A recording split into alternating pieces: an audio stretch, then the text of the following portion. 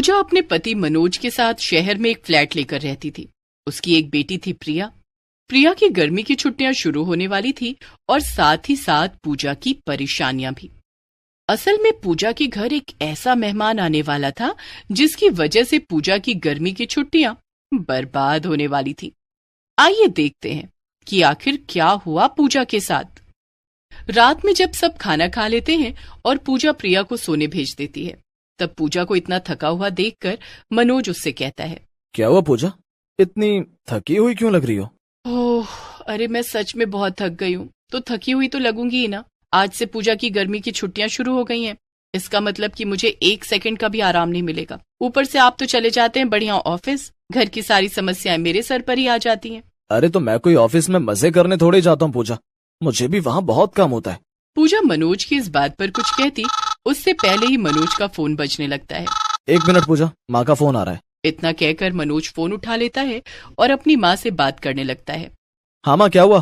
क्या शिवानी यहाँ?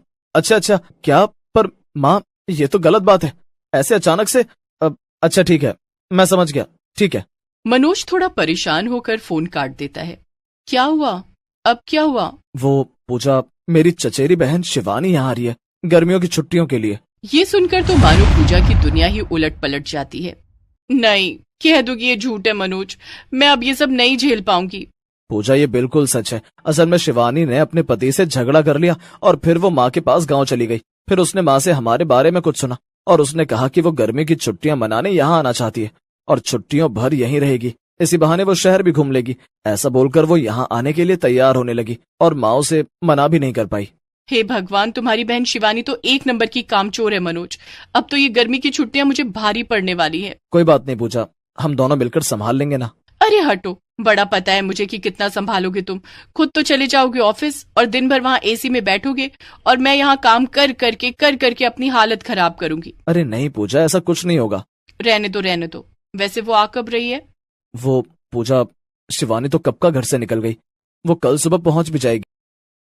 ये सुनकर पूजा परेशान हो जाती है, मगर अब वो दोनों कर भी क्या सकते थे। दोनों सोने चले जाते हैं और अगले दिन सुबह सुबह ही शिवानी घर आ जाती है। आओ शिवानी, कैसी हो तुम? मैं तो एकदम ठीक हूँ भाभी, आप बताओ क्या हाल है आपके? सब बढ़िया ही है बस। अच्छा, वैसे भाभी ये मेरा सामान है, मैं तो सफर से बड़ा थक गई। मैं तो नहाने जा रही हूँ, आप जरा ये मेरे गेस्ट रूम में रख दीजिए। वो शिवानी, गेस्ट रूम तो नहीं है इस फ्लैट में, तुम्हें प्रिया के साथ उसके कमरे में ही रहना पड़ेगा। क्या? ये क्या भाभी, एक गेस्ट रूम भी नहीं है यहाँ? अच्छा कोई नहीं, आप वहीं रख दीजिए मेरा सामान, मैं नहा कर आती हूँ। और हाँ, मैं नाश्ते में चाय पकौड़े खाना पसंद करूंगी। वो क्या है ना, मैं किसी भी तरह की फॉर्मेलिटी नहीं रखना चाहती हूँ। आप तो अपनी ही है, इसलिए आपसे कैसी शर्म। अब आप नाश्ते में क्या बनाऊं, ये सब सोच सोच कर परेशान हो। उससे अच्छा मैं खुद ही बता दूं। इतना बोलकर शिवानी चली जाती है, मगर पूजा को बड़ा गुस्सा आता है। मनोज पहले ही ऑफिस के लिए निकल गया था और प्रिया अब तक सो रही थी। शिवानी नहाकर निकलती है और टीवी के सामने रखे सोफे पर लेट जाती है। भाभी, सुनिए ना भाभी, जरा यहाँ तो आना। पूजा किचन से दौड़ती हुई आती है और शिवानी से कहती है। हाँ, क्या हुआ शिवानी? भाभी, वो जरा टीवी का रिमोट दे दीजिए मुझे, सामने टेबल पर रखा है। ये देखकर पूजा को गुस्सा तो बहुत आता है, मगर वो शांति से शिवानी को रिमोट दे देती है। ये लो शिवानी, और अब मैं किचन में काम करने जा रही हूँ, तुम्हें कुछ चाहिए हो तो प्रिया से कह देना। हाँ ठीक है भाभी, वैसे नाश्ता बना क्या? बड़ी भूख लग रही है, बन जाए तो यहीं लाकर दे दीजिएगा ना। हाँ जरूर, बस कुछ देर रुको, पकौड़ियां बनी रही हैं। पूजा वापस किचन में चली जाती है और शिवानी लेटे लेटे टीवी देखने लगती है। थोड़ी ही देर में पूजा शिवानी को नाश्ता देकर अकेले घर का सारा काम करने लगती है। काम खत्म होते होते दोपहर हो जाती है और आखिर में पूजा थक कर शिवानी के पास सोफे पर बैठ जाती है। अरे भाभी, वैसे मैं क्या कह रही थी, आप मुझे शहर कब घुमाएंगी? क्यों ना हम अभी चलें? क्या अभी? मगर बाहर कितनी गर्मी और धूप है शिवानी, और मैं अभी घर का सारा काम खत्म करके बैठी हूँ, मैं तो बहुत थक गई हूँ। अरे भाभी, मैं तो कितनी दूर से आई हूँ, मैं तो नहीं थकी ना, फिर आप कैसे थक गई इतनी जल्दी? कहीं आप बूढ़ी तो नहीं हो गई? पूजा को शिवानी का ये मजाक बिल्कुल पसंद नहीं आता। भाभी, मैं अभी तैयार होकर आती हूँ, आप भी चलिए, तैयार हो जाइए। शिवानी पूजा और प्रिया को जबरदस्ती शॉपिंग करने के लिए पास के मॉल ले जाती है। वहां से लौटने के बाद शिवानी और प्रिया तो थक कर सोने चले जाते हैं, मगर जब पूजा आराम करने के लिए अपने कमरे में जाती है तभी उसे मनोज का फोन आता है और वो उससे कहता है कि आज वो जल्दी घर आ रहा है तो पूजा खाना तैयार करके रखे। पूजा फिर से उठकर किचन में चली जाती है और खाना बनाने लगती है। ओफो, ये मैं कहाँ फंस गई। आने दो मनोज को, आज एक बार घर आए फिर बताती हूँ।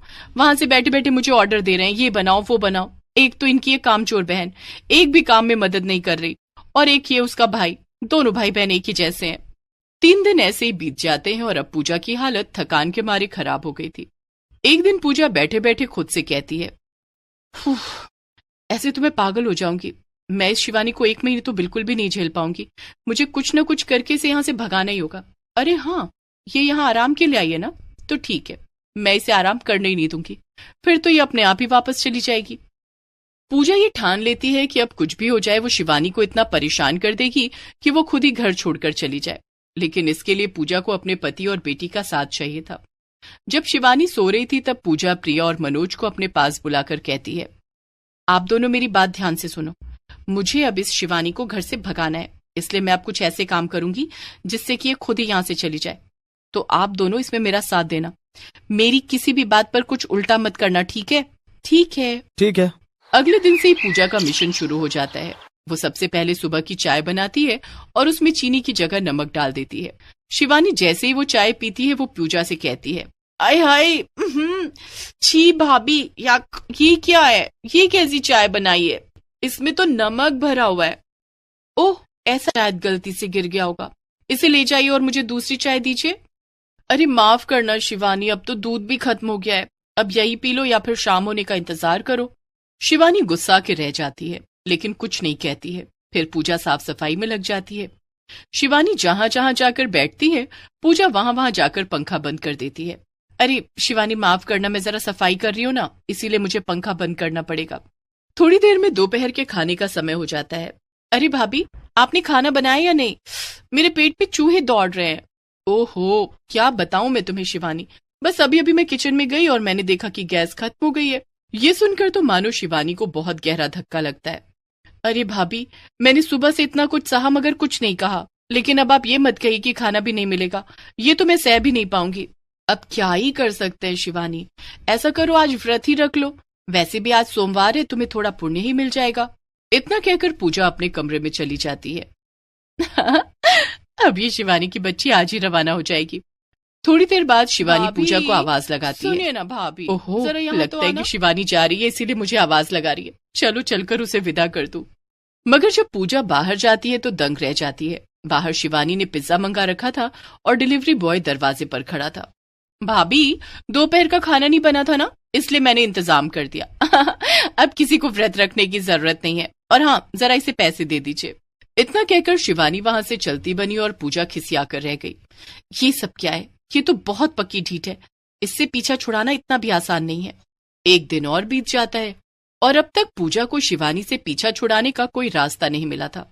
अगले दिन सुबह सुबह दरवाजे की घंटी बजती है और शिवानी दरवाजा खोलने जाती है।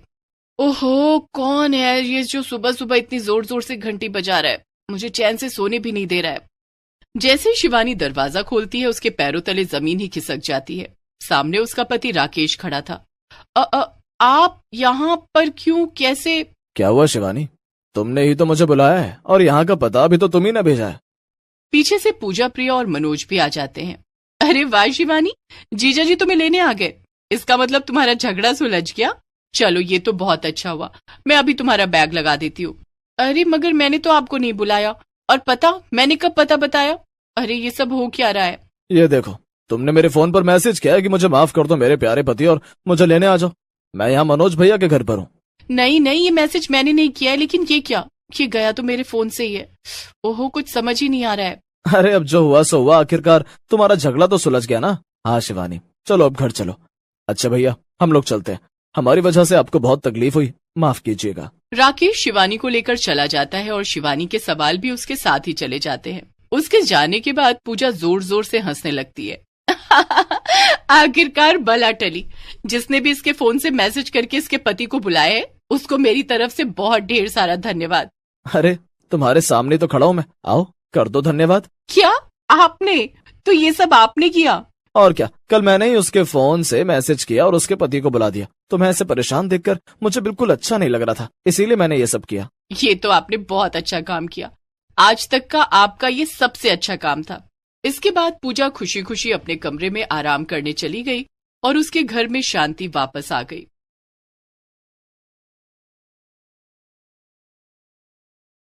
मीनू अपने पिता के साथ रहती थी। मीनू के पिता दीनदयाल एक गरीब मजदूर थे। दीनदयाल मजदूरी करके जो पैसे कमाता, मीनू उन्हें बहुत संभाल कर रखती थी। मीनू को बचपन से नाचने, गाने और खाना बनाने का बहुत शौक था और एक दिन मीनू ने कुल्हड़ पिज्जा बनाकर सबका दिल जीत लिया। मीनू की मां बचपन में ही उसे छोड़कर चली गई थी।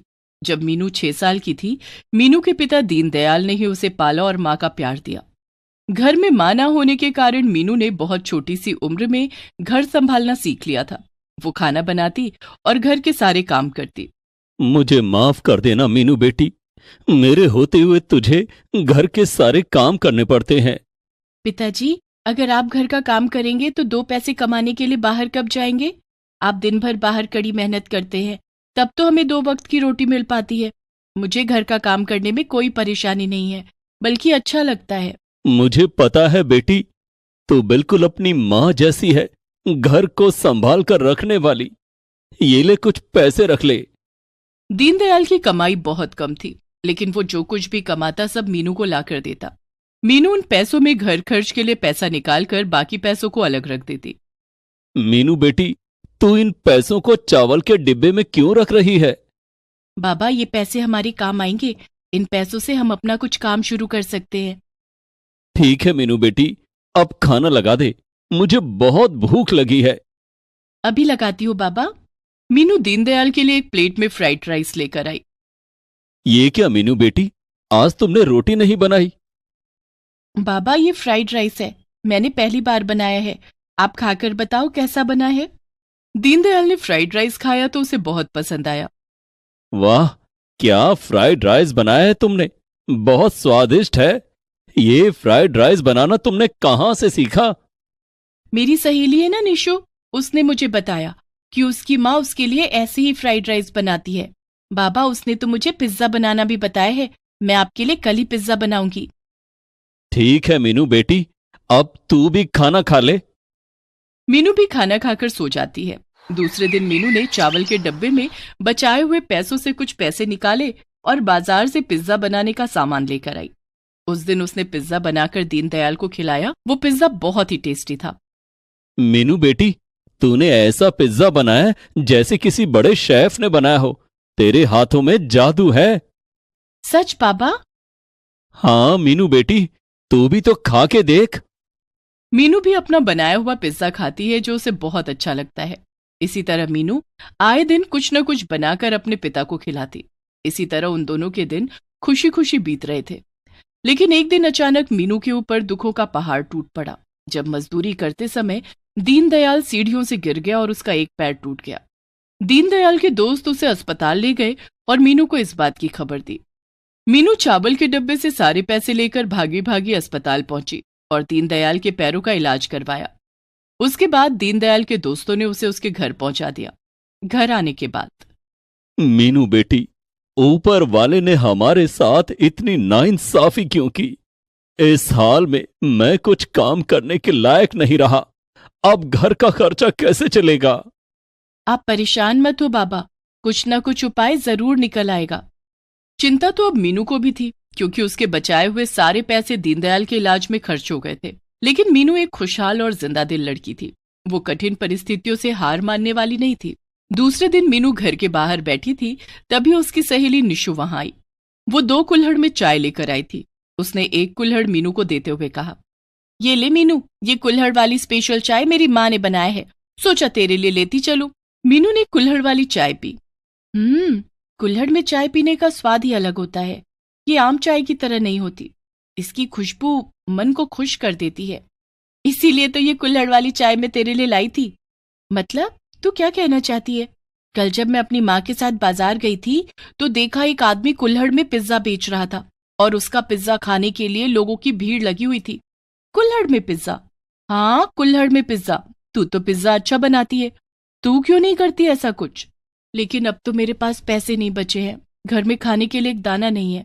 मैं कुल्हड़ और पिज्जा बनाने का सामान कैसे खरीदूंगी? मैं अपनी माँ से कह के तुझे कुछ पैसे दिला दूंगी, जब तेरा काम चल जाए तो पैसे लौटा देना। क्या आंटी जी पैसे देने के लिए मान जाएंगी? हाँ, मैंने तो माँ से बात भी कर ली है। तो रुक, मैं अभी पैसे लेकर आती हूँ। निशु अपने घर गई और अपनी माँ से पैसे मांग कर लाती है और मीनू को दे देती है।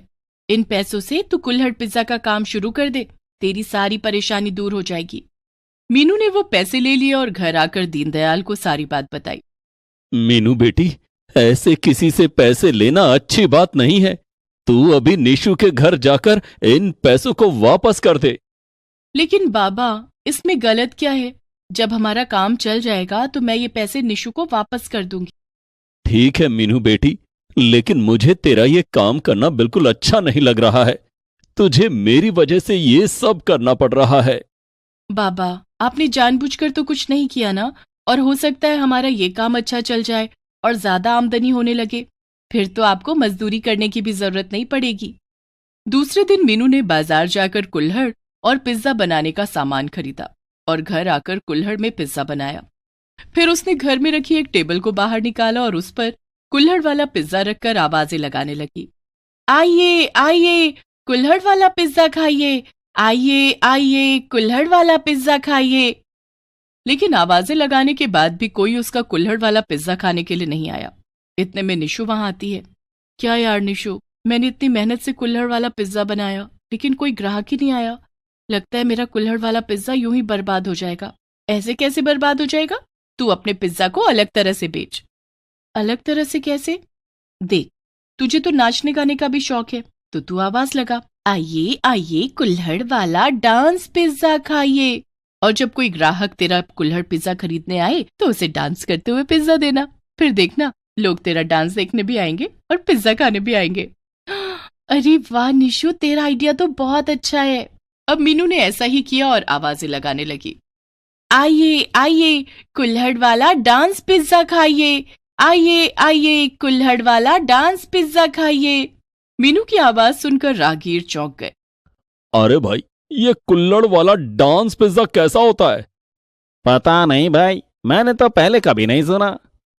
चलो चलकर खाते हैं, हम भी देखें ये कुल्हड़ वाला डांस पिज्जा क्या है। सभी लोग मीनू के स्टॉल के पास आए और बोले, अरे जरा हमें देना कुल्हड़ वाला डांस पिज्जा। अभी लीजिए बाबूजी। मीनू डांस करते हुए सबके हाथों में कुल्हड़ वाला पिज्जा देने लगी। सभी ग्राहकों को मीनू का ये अंदाज बहुत पसंद आया। लोग उसका डांस देखने और कुल्हड़ वाला पिज्जा खाने के लिए आने लगे। थोड़ी ही देर में मीनू के स्टॉल के पास भीड़ लग गई और उसके सारे पिज्जा बिक गए। पहले दिन मीनू की अच्छी कमाई हुई। दूसरे दिन उसने फिर से कुल्हड़ वाला पिज्जा बनाया और आवाजें लगाने लगी, आइए आइए, कुल्हड़ वाला डांस पिज्जा खाइए, आइए आइए, कुल्हड़ वाला डांस पिज्जा खाइए। अरे भाई, ये पिज्जा वाली बहुत स्वादिष्ट पिज्जा बनाती है। पूरे शहर में इसकी तरह डांस करते हुए पिज्जा कोई नहीं खिलाता और रेट भी काफी रीजनेबल है। चलो चलकर पिज्जा खाएं। हाँ हाँ भाई, चलो। इस तरह सभी लोग मीनू के स्टॉल पर कुल्हड़ पिज्जा खाने आते हैं। मीनू सबको डांस करते हुए पिज्जा देती। अब पूरे शहर में मीनू के चर्चे हो रहे थे कि कोई कुल्हड़ पिज्जा वाली है जो डांस करते हुए सबको पिज्जा खिलाती है। दूर दूर से बूढ़े, बच्चे, जवान मीनू का कुल्हड़ पिज्जा खाने के लिए आने लगे। इस तरह से धीरे धीरे मीनू का काम बहुत अच्छा चलने लगा। उसने निशु के पैसे भी उसे लौटा दिए। कुछ दिनों के बाद दीनदयाल का पैर भी ठीक हो गया। मीनू बेटी, अब मैं ठीक हो गया हूं, मैं काम पर जाने लगूंगा। तू ये कुल्हड़ पिज्जा का काम छोड़ दे। पिताजी, इस कुल्हड़ पिज्जा के काम की वजह से हमारे मुश्किल भरे दिन अच्छे से कट गए। मैं तो कहती हूँ कि अब आपको मजदूरी करने की कोई जरूरत ही नहीं है। आप भी मेरे साथ पिज्जा बनाना और बेचना। मजदूरी के काम में बहुत जोखिम है और फिर रोज रोज मजदूरी भी तो नहीं मिलती। कुल्हड़ पिज्जा के काम से अच्छी कमाई हो रही है। इस काम को छोड़ना अब ठीक नहीं है। निशु ने सही समय पर मेरी मदद की और मुझे अच्छी सलाह दी है। तू ठीक कह रही है मीनू बेटी, मैं भी अब तेरे साथ कुल्हड़ पिज्जा बनाया करूंगा। दूसरे दिन से मीनू ने दीनदयाल को भी कुल्हड़ पिज्जा बनाना सिखाना शुरू कर दिया। अब दीनदयाल और मीनू दोनों मिलकर रोज से ज्यादा कुल्हड़ पिज्जा बनाने लगे और बेचने लगे। दीनदयाल पिज्जा बेचने में मीनू की मदद करता और मीनू डांस करते हुए लोगों को पिज्जा खिलाती। इस तरह से कुछ ही दिनों में उनका कारोबार अच्छा चलने लगा। अब उन्होंने एक छोटी सी दुकान खोल ली और लोगों को कुल्हड़ पिज्जा खिलाने लगे। मीनू की सूझबूझ और निशु की मदद से उनका कुल्हड़ पिज्जा का काम एक व्यवसाय में बदल गया और अब मीनू और दीनदयाल की गरीबी दूर हो गई थी। Please subscribe this channel.